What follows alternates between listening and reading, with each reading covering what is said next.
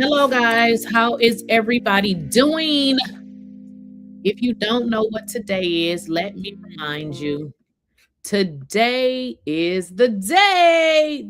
Ring, ring, ring.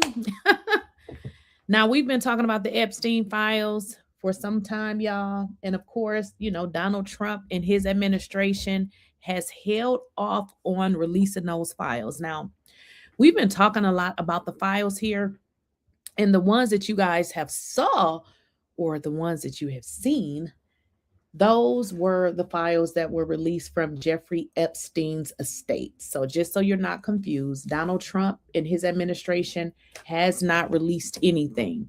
But if you guys recall, this was the date that absolutely every single file has to be released. Now, we don't know how this is going to work out. We don't even know if the files are going to be released. We don't even know if Donald Trump and his administration is going to, at the last minute tell us we can't release the files because of whatever reason. So at this point, we are waiting to see if these files are going to be released. But I'm going to tell you one thing that is working to our advantage is the lawyers are working with the victims' lawyers, and they know what is in the files. They know, I believe they say, I want to say 12 or 20. I don't remember, but there's a number of men who they are saying knew about underage girls that was, SA'd and shouldn't have been there. And what they're saying about these men is not saying that they committed a crime, but if you knew somebody was getting harmed and you did not report it, is that not committing a crime? What they're saying is there are men that know what was happening to these women and did nothing. So potentially that could be the reason for the holdup, because at this point, people are trying to cover their own ASS is pretty much what's happening. But again, we don't know what is going to happen with these files. Today is the day. We have to just wait and see what's going to happen. Now, if we go on to CNBC News, it's pretty much talking about today is the date that the Department of Justice is supposed to release the files. Now, this is simply because what happened, they voted to release the files. So let's not give Donald Trump any pointers here, because in all honesty, if Donald Trump was up front, we wouldn't be here. If he would have just released the files like he said he would, we would not be here. Keep in mind, we didn't need to go to, court or do any of that to get Donald Trump to release the files. But of course, because he didn't, because he wants to protect these billionaires who has, they got a lot of money, child. We just working hard type people.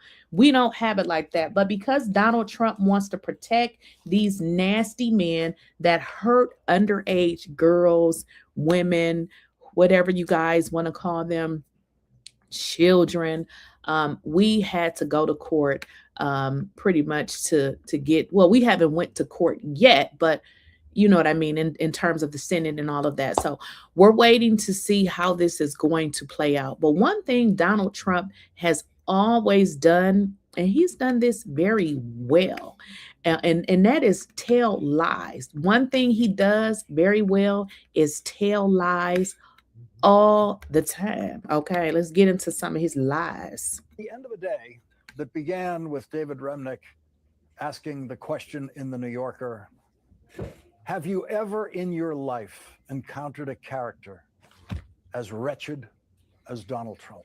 Wretched. Donald Trump delivered that character to millions of Americans tonight in a 15-minute shouted speech from the White House. Donald Trump's shouting seems to indicate he has not yet learned how microphones actually work.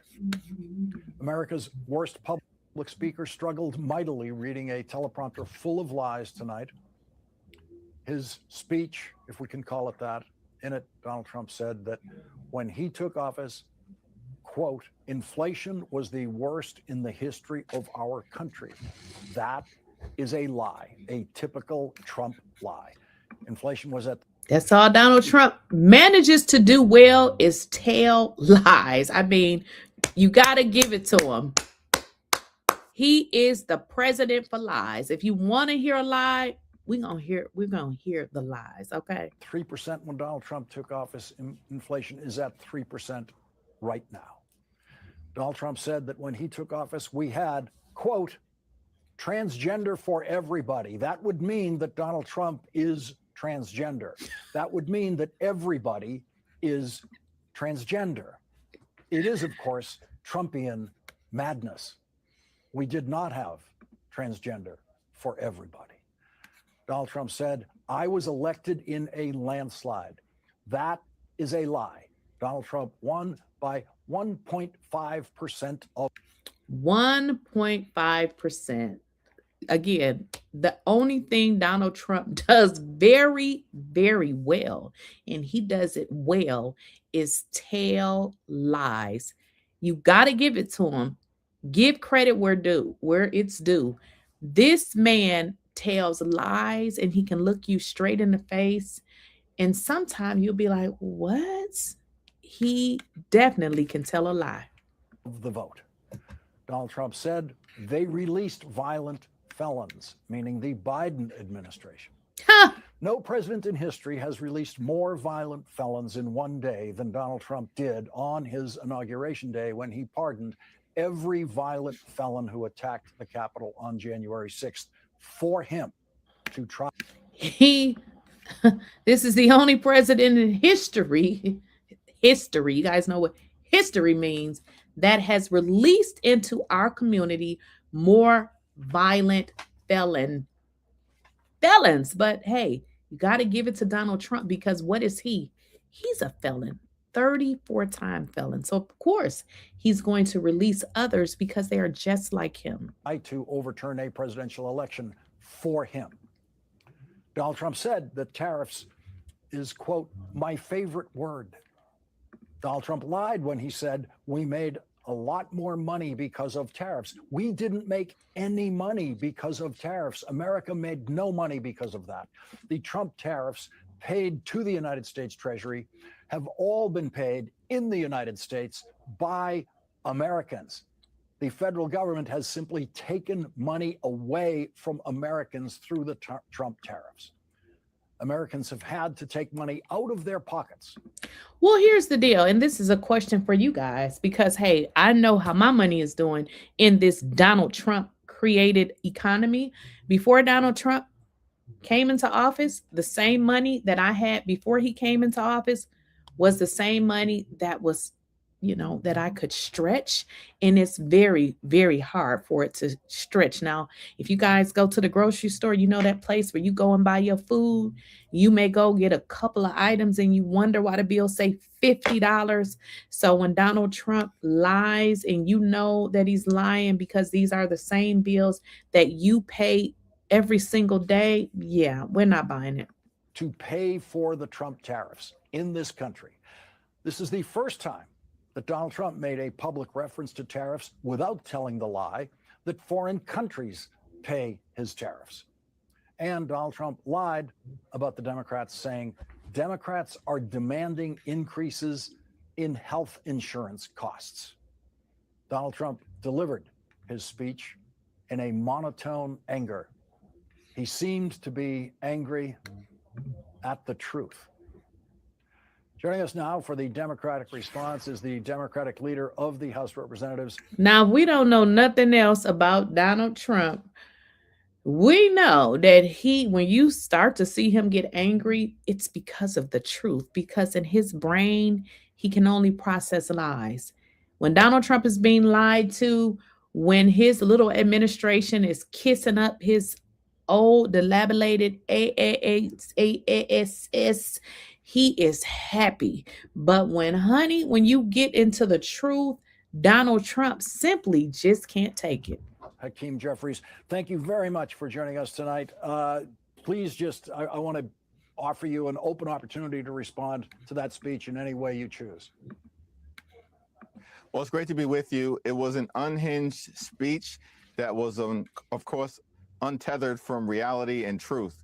You know, Donald Trump has made things worse for the American people.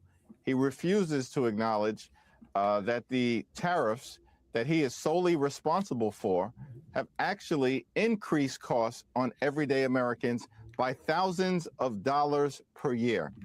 Now, again, I just spoke on that. We don't need to continue to listen to Donald Trump lies because you go to the grocery store, I go to the grocery store, you pay a utility bill, I pay a utility bill. If you rent, you know that rents have skyrocketed. I mean, what is going on? So, what type of, is Donald Trump okay?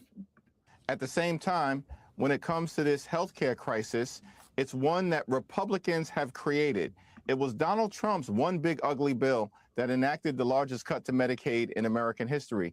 In that same bill, they ripped food away from hungry children, seniors, and veterans. And all of this was done so that Donald Trump and Republicans could reward their billionaire donors with massive tax breaks, which they've now made permanent. At the same period of time, it was Donald Trump who promised to lower the high cost of living on day one, to lower costs on day one. Now, wait a minute. Let's get into it. A lot of you all voted for Donald Trump because you were expecting him to do just that. We're going to lower the cost on day one. We're going to do this. We're going to do that. And now Donald Trump is simply telling y'all that, listen, he can't lower the cost because Joe Biden should have lowered the cost. Everything Donald Trump is supposed to do, he tells y'all that he can't do it because Joe Biden should have done it. This entire administration always goes back to the previous administration. And I'm like, what the hell does the previous administration have to do with now? So all Donald Trump has managed to do is make excuses. Those aren't my words. Those are his words. But he broke that promise. And life isn't getting more affordable in the United States of America. It's getting more expensive. And that is the problem that Donald Trump refuses to confront. He said, and these were his exact words, Democrats are demanding increases in health insurance costs. It's the most ridiculous thing in the world, and everybody knows it. The overwhelming majority of the American people support the Democratic position, which is to make sure that we are driving down healthcare costs, in part by ensuring that we extend the Affordable Care Act tax credits so that tens of millions of Americans don't experience dramatically increased health insurance premiums, copays, and deductibles. The problem that we've confronted is that Donald Trump and the Republicans are blocking our efforts to try to protect the health care of the American people. But earlier today, of course, we were successful in reaching the 218 signatures necessary to hit the discharge petition threshold. Now imagine this.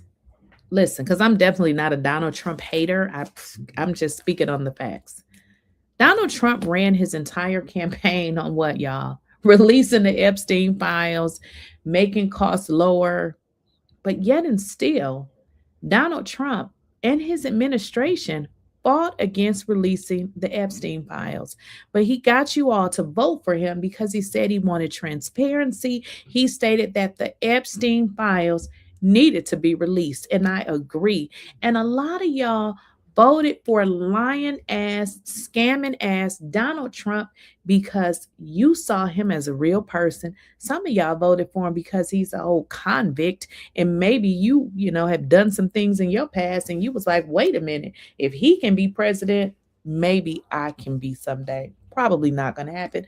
But at any rate, you voted for Donald Trump only for him to get his entitled old ass in the White House and do the total opposite of what he said he was going to do for you, because you have no Epstein files. You have higher costs because, listen, I went to the grocery store yesterday and I must have got 4 things. And when they said $50-something, I wanted to say, you know what?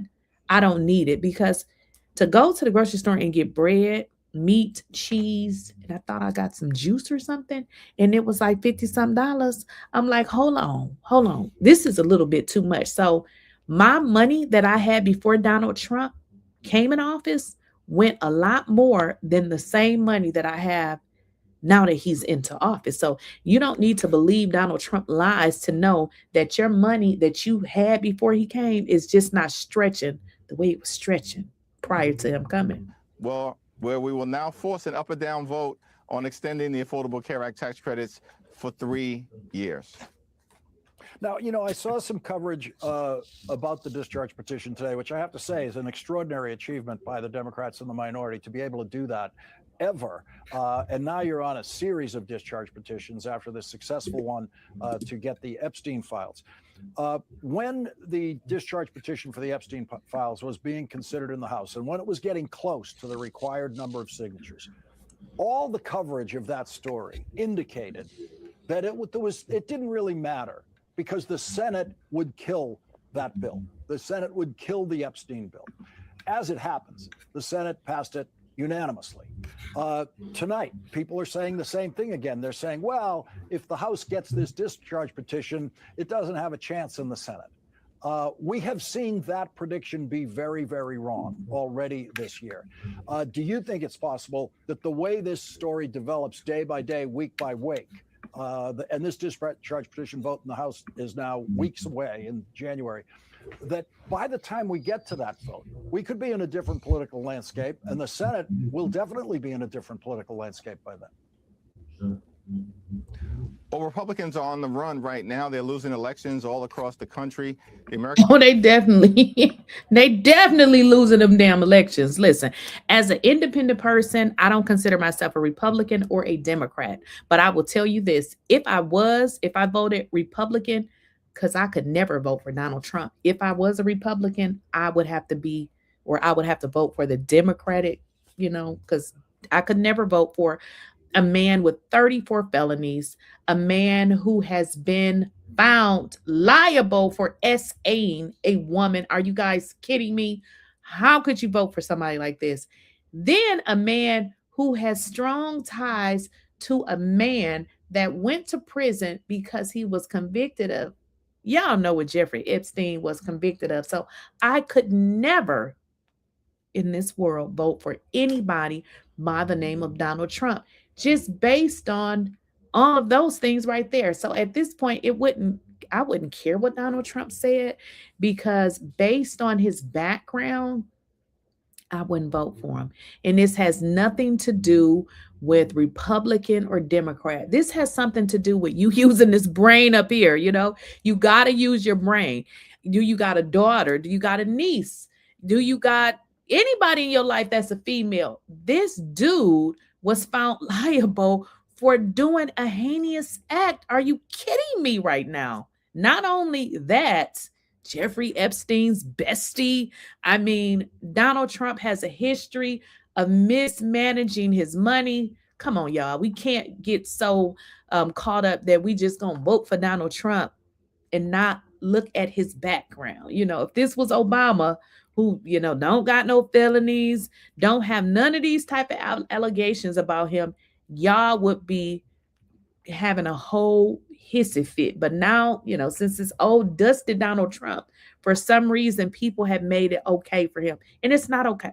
People are rejecting their extremism and embracing the Democratic agenda to drive down the high cost of living, fix our broken healthcare system, and of course, extend the Affordable Care Act tax credits. Abraham. Oh, and let's talk about healthcare, because I don't think some of y'all understand what these people are talking about. Somebody said the other day, well, I thought the rising healthcare costs only applied to the people that uses the Affordable Care Act. Let me make sure you guys understand. Healthcare is the entire healthcare system, because once one section of it goes up, it goes up clear across. Let me just give you an example. And I believe, I don't know if you guys obviously don't watch every video, but when I was with the federal government, okay, I paid about $500 a month for my family's healthcare plan, which is about $250 every paycheck. Okay. That is what I paid. To me, that shit was high. $500 a month. It wasn't like I was making a whole bunch of money. Okay. Let's just be honest. Now, since I no longer work for this federal government, that $500 now which was my portion that I paid. Obviously, they paid. So now, since I no longer work for them, I get to have COBRA for, I believe it's 2 years. I believe, don't quote me on it. But now I have to pay the entitled cost plus an administration fee. Do y'all want to know how much my health care was? It was almost $2,400. So imagine paying $2,400. This ain't your mortgage. This is not your rent. This is not your car payment. About $2,400 with the administrative fee. I would have had to pay that.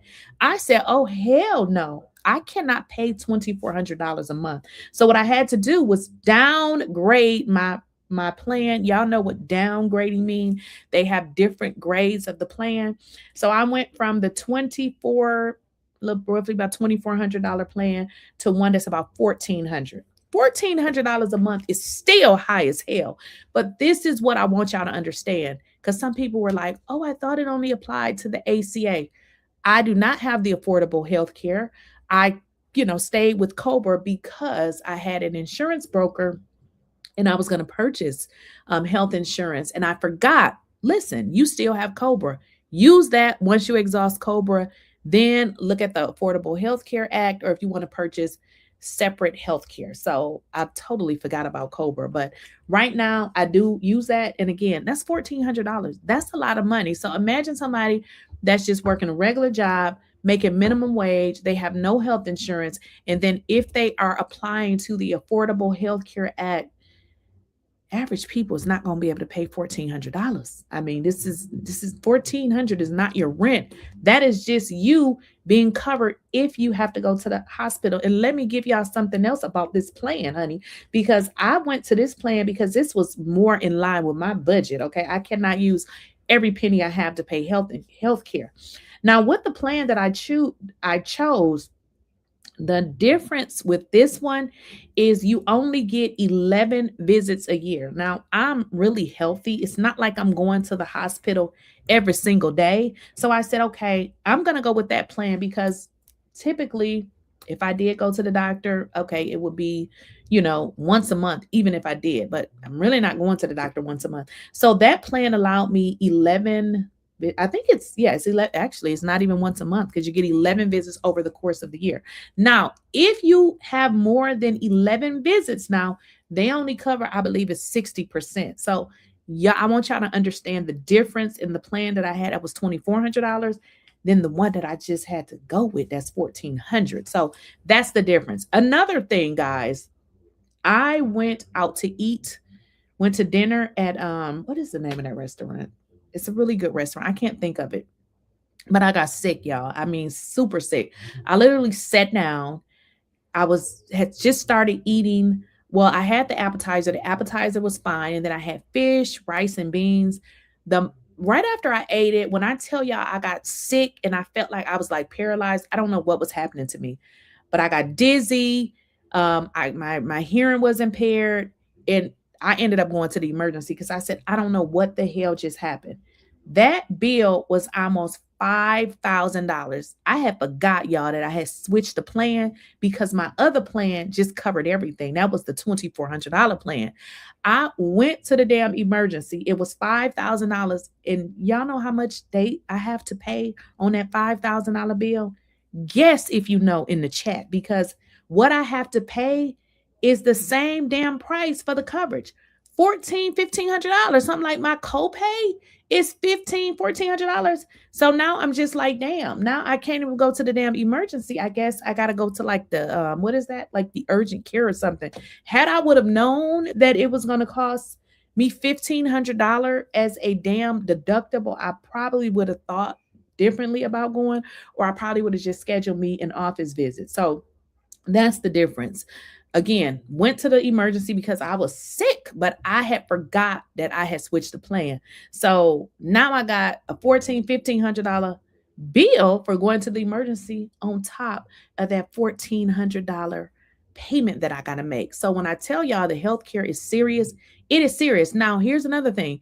If you have not saw an increase in your premiums, if you haven't saw it yet, you will see it this next coming up year. So if you're thinking it's good, okay, wait until January, because You guys know, even if you're employed and you get your health care through your employer, y'all know they got open enrollment, and it usually is in December or January. So you guys are going to start to see it if you have not already. Lincoln, as you know, Lawrence, once made the observation that public sentiment is everything.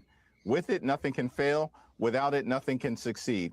And we know that public sentiment is on our side in terms of extending the Affordable Care Act tax credits and decisively confronting the Republican healthcare crisis that is devastating working class Americans, middle class Americans, and everyday Americans. And so we know both that the votes exist to extend the Affordable Care Act tax credits in a straightforward way, consistent with our legislation, a 3-year extension in the House, and that there's already a bipartisan majority in the Senate that had previously voted in support of a 3-year extension. And as public pressure continues to mount, particularly after the House acts, we believe that there's real opportunity to get this done. So the current speaker, Mike Johnson, is on his way to setting a record for the most discharge petitions succeeding against him. We don't even want to talk about Mike Johnson. That's a whole nother video. If you guys don't know who Mike Johnson is the Speaker of the House, and people are really complaining about him because as a Speaker of the House, we know Mike Johnson is Republican. He got to put that aside and do his job. People are complaining that Mike Johnson needs to go, and they are saying he does not do his job. I'm going to give you an example. When he did not swear in Miss Ardaliva, I don't want to say her name, Grahova, the Grahova lady. I don't want to mess her name up, but he put off swearing her in for months and left her entire district without a representation because she's a Democrat. So people are complaining about Mike Johnson, and frankly, he needs to go because, again, regardless to what your political party is, business needs to proceed as usual, and you should not be like, okay, well, I'm a Republican and these are Democrats over here, so we don't want to move the needle because we want to make sure we got more people. We can't operate like that. Whether you are a Democrat or a Republican, we still have to handle business. You cannot treat people differently because of what side they're on. Like, come on. But this is what this speaker is doing. He's all up in Donald Trump's disgusting ass. This is what he said today about his control of the House. Have you lost control of the House? I have not lost control of the House. Your reaction to that? And you know what was interesting, Lawrence, is that he went on to say that this is the narrowest majority that any party has ever had in modern political history. It's probably the only truthful thing that he said in that back and forth. And the reality is that's been the case throughout the entirety of the year.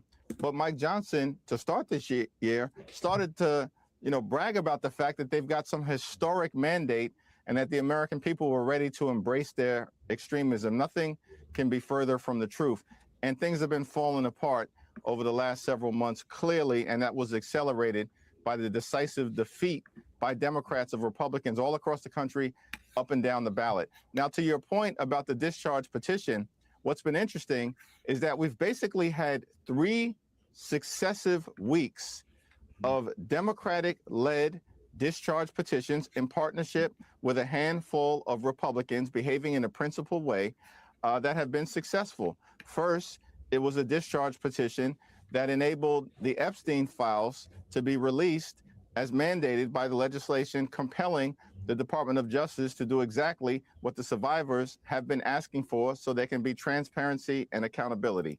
Then last week, 20 Republicans joined Democrats in successfully moving legislation that wiped out Donald Trump's executive order, which took away collective bargaining rights from more than 1 million hardworking federal employees. That legislation passed the House and is now sitting in the Senate. This week, of course, we've achieved the 218 signatures necessary to force an up or down vote on extending the Affordable Care Act tax credits. So you've had 3 successful discharge petitions over the last 3 weeks. That's more, Lawrence, as you know, than in the last 30 years combined. So Mike Johnson has already broken a record. I don't know how you guys feel about Mike Johnson, but as I stated, people are really complaining about him and what he is doing and what he ain't doing because they're like, look, dude, you need to get on your job. You need to handle these matters accordingly. And of course, we know that that is not happening. Now, let's get into some updates, okay? Now, a top Department of Justice official said on Friday, which is today, the department will not release all of its investigative files about the notorious SEX offender Jeffrey Epstein on Friday, which is today. But instead, they will stretch out the release over several weeks. Now, I don't know about y'all, but I knew that this was going to happen. They're saying that the files are not going to be released and they're going to stretch this out. I don't understand why they need to stretch it out. This is something that people have been talking about for a while, and it looks like they are not going to release these files. It says that plan unveiled by Deputy Attorney General Todd Blanche to partially release the files for now seem to conflict with the Epstein Files Transparency Act, which set the deadline for the release of all files on today. So I don't know, y'all. It's seeming like it's not going to happen. And I'm not surprised. This is something that, again, when I did this video, I said, I just don't know what they're going to come out with. But I'm sure they will come up with something because if y'all been following this Epstein, whole saga, it ain't fake news. It is real news. But unfortunately, this is what this dude has to say. I mean, he addresses the nation, but we need them files. Good evening, America. 11 months ago, I inherited a mess, and I'm fixing it. That part, he inherited a mess that he made messier. But carry on, Don. Took office, inflation was the worst in 48 years, and some would say in the history of our country, which caused prices to be higher than ever before, making life unaffordable for millions and millions of Americans. This happened during a Democrat administration, and it's when we first began hearing the word affordability. Our border was open, and because of this, our country was being invaded by an army of 25 million people, many who came from prisons and jails, mental institutions, and insane asylums. They were drug dealers, gang members, and even 11,888 murderers, more than 50% of whom killed more than one person. This is what the Biden administration allowed to happen to our country, and it can never be allowed to happen again. We had men playing in women's sports, transgender for everybody, crime at record levels with law enforcement, and words such as that just absolutely forbidden. We had the worst trade deals ever made, and our country was laughed at from all over the world, but they're not laughing anymore. Over the past 11 months, we have brought more positive change to Washington than any administration in American history. There's never been anything like it, and I think most would agree. I was elected in a landslide, winning the popular vote and all 7 swing states and everything else, with a mandate to take on a sick and corrupt system.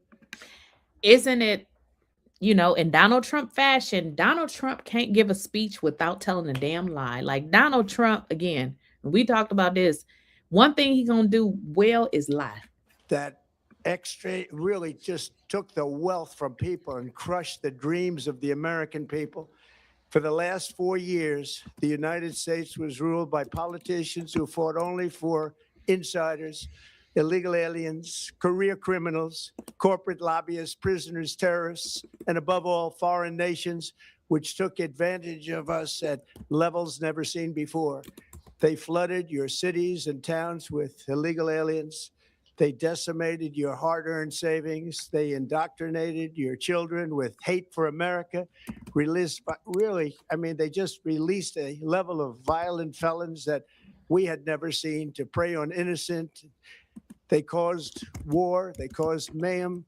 They caused a horrible situation all over the globe. But now you have a president who fights for the law-abiding, hardworking people of our country. the ones who make this nation run, who make this nation work. And after just 1 year, we have achieved more than anyone could have imagined. Starting on day one, I took immediate action to stop the invasion of our southern border. For the past 7 months, 0 illegal aliens have been allowed into our country, a feat which everyone said was absolutely impossible. Do you remember when Joe Biden said that he needed Congress to pass legislation to help close the border? He was always blaming Congress and everyone else. As it turned out, we didn't need legislation. We just needed a new president. We inherited the worst border anywhere in the world, and we quickly turned it into the strongest border in the history of our country. In other words, in a few short months, we went from worst to best. We're Oh my gosh. Are we at best, or am I living in la la land in my brain? Because I'm not sure what he means we went to best. We are in the worst of the damn worst. Reporting criminals, restoring safety to our most dangerous cities. Just take a look at Washington, D.C. It's at levels of safety that we've never seen before. And they decimated the bloodthirsty foreign drug cartels. We did that all by ourselves with our people. And we're so proud of it because they were poisoning and destroying our population. Drugs brought in by ocean and by sea are now down 94%. We have broken the grip of sinister woke radicals in our schools, and control over those schools is back now in the hands of our great and loving states where education belongs. After rebuilding the United States military in my first term, and with the addition we are adding right now, we have the most powerful military anywhere in the world, and it's not even close. I've restored American strength, settled 8 wars in 10 months, destroyed the Iran nuclear threat, and ended the war in Gaza, bringing for the first time in 3,000 years peace to the Middle East, and secured the release of the hostages, both living and dead. Here at home, we're bringing our economy back from the brink of ruin. The last administration and their allies in Congress looted our treasury for trillions of dollars, driving up prices. Oh my goodness. Where does he get this data from? He just be making shit up as he damn goes along. This guy is, whoo. And everything at levels never seen before. I am bringing those high prices down and bringing them down very fast. Let's look at the facts. Under the Biden administration, car prices rose 22%, and in many states, 30% or more. Gasoline rose 30 to 50%. Hotel rates rose 37%. Airfares rose 31%. Now, under our leadership, they are all coming down and coming down fast. Democrat politicians also sent the cost of groceries soaring, but we are solving that too. The price of a Thanksgiving turkey was down 33% compared to the Biden last year. This dude is such a fucking liar. I mean, he's going off of some deal that Walmart has. Now, I don't know about y'all. I go to Walmart, but I don't buy their meats, okay? So everybody is not going to Walmart getting their damn turkeys, okay? I don't buy meat from Walmart. I just don't. Just want to throw that out there because he did this big old thing where he was talking about, oh, you can get a Thanksgiving meal for $30. Everybody don't shop at Walmart. It's nothing wrong with Walmart, but from my experience, when I done went in there so many times and see their meat sitting on the shelves, I just can't buy my meat from there. But here he goes with these damn lies. The price of eggs is down 82% since March, and everything else is falling rapidly. And it's not done yet, but boy, are we making progress. Nobody can believe what's going on. Here are just some of the efforts that we have underway. You will see in your wallets and bank accounts in the new year. After years of record-setting falling incomes, our policies are boosting take-home pay at a historic pace. Under Biden, real wages plummeted by $3,000. Wait a minute. Didn't a whole bunch of people just get fired under this dude's administration? What is he talking about? Like, this is what I'm talking about. What he says is never backed by facts. He just be making up shit. And what I don't like is he doesn't want to be questioned. Like, you can't ask him questions like, give us the data. Like, where are you getting these numbers from? This dude fired all of the federal workers. Then you have companies that follow his ridiculousness, and then they started laying people off. Not to mention all the people that work remotely and was working, doing their job, they've been fired or forced to go back into the office. What is Donald Trump talking about? Under Trump, the typical factory worker has seen a wage increase of $1,300. For construction workers, it's $1,800. For miners, we're bringing back clean, beautiful coal. It's $3,300. And for the first time in years, wages are rising much faster than inflation. Remember that. The wages, just look at it. Wages are going up much faster than inflation. How big is that? Very importantly, there are more people working today than at any time in American history, and 100% of all jobs created since I took office have been in the private sector. Think of that. 100% of all jobs have been in the private sector rather than government, which is the only way to make a country powerful and great. This historic trend will continue. Already, I've secured a record-breaking $18 trillion of investment into the United States, which means jobs, wage increases, growth, factory openings, and far greater national security. Much of this success has been accomplished by tariffs. My favorite word, tariffs, which for many decades have been.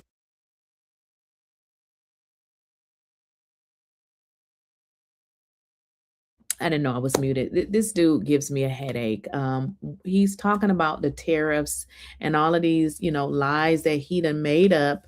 You guys can find this anywhere. The tariffs have done nothing but hurt us, because it doesn't just work on one side, it works on both sides. It also works it works against us when we are purchasing stuff all in other countries. Like, this dude just makes up stuff. There is no data to back this up. What the data does show is that this tariff stuff has been harmful to us. So Donald Trump just takes no accountability for anything. Used successfully by other countries against us, but not anymore.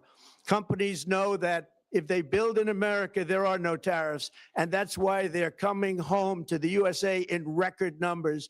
They're building factories and plants at levels we haven't seen. AI, automobiles. We're doing what nobody thought was even possible, not even remotely possible. There has never, frankly, been anything like it.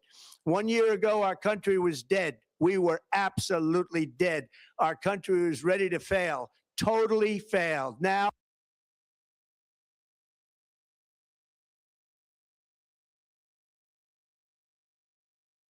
yeah, I can't even take it no more. My head is like pounding. This dude is just making up shit. Like, this is crazy. He says a year ago our country was dead.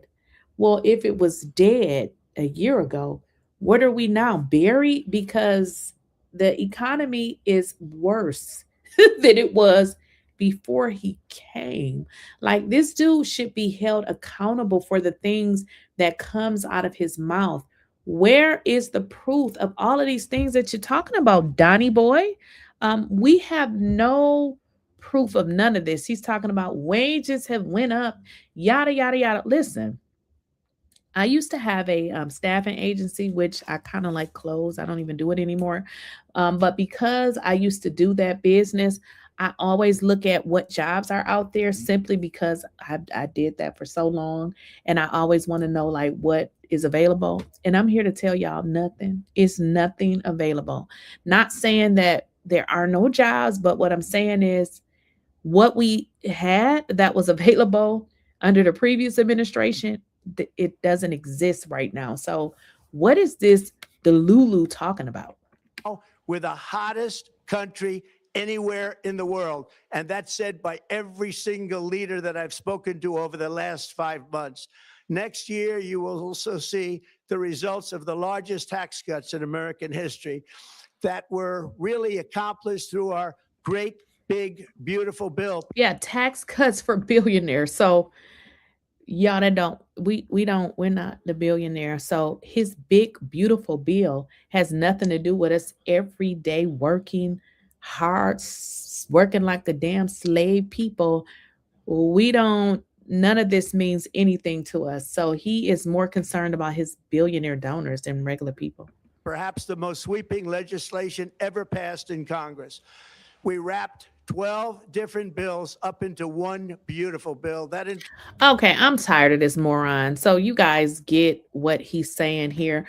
But one thing, obviously, he never talks about is the matters at hand. And he did not discuss anything with regards to these Epstein files. In fact, as you guys, as I have showed you in this news article, they're pretty much saying that they are not going to be releasing the files. And more than likely, they're going to put this off for several weeks. Now, I don't know what law they're going to cite for, putting this off. But, this is the Trump administration. So I'm sure, them breaking another law means absolutely nothing to them because this is what they've been doing the whole entire time. Now, with regards to the Epstein Files Transparency Act. Now, the sponsor of this bill was Representative Khanna. I hope I'm saying his name correct. So what the Epstein Files Transparency Act, let's get into what it requires.